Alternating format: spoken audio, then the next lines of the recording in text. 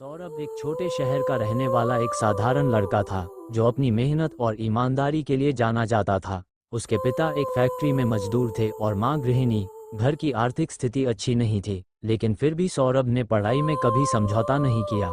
वह हमेशा अपने सपनों को पूरा करने के लिए मेहनत करता रहा।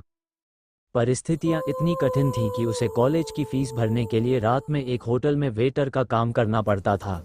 एक दिन जब वह होटल में काम कर रहा था तो एक अमीर व्यापारी मिस्टर मेहरा वहां आए।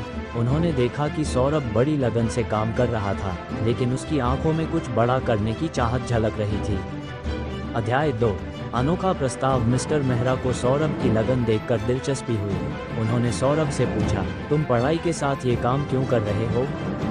सौरभ ने हल्की मुस्कान के साथ कहा, मेरे सपने बड़े हैं, लेकिन मेरे हालात छोटे हैं। मुझे अपने पैरों पर खड़ा होना है और अपने परिवार की मदद करनी है।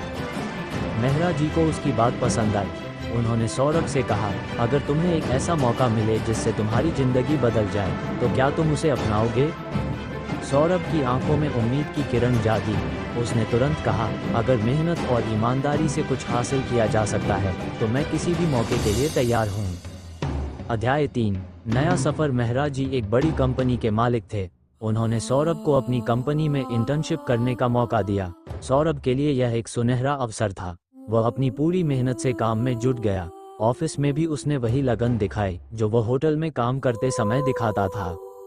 धीरे धीरे उसकी काबिलियत और मेहनत रंग लाने लगी। कुछ महीनों में ही उसने कंपनी के कुछ बड़े प्रोजेक्ट्स में योगदान देना शुरू कर दिया। उसकी प्रतिभा को देखते हुए मेहरा जी ने उसे एक स्थायी नौकरी देने का फैसला किया।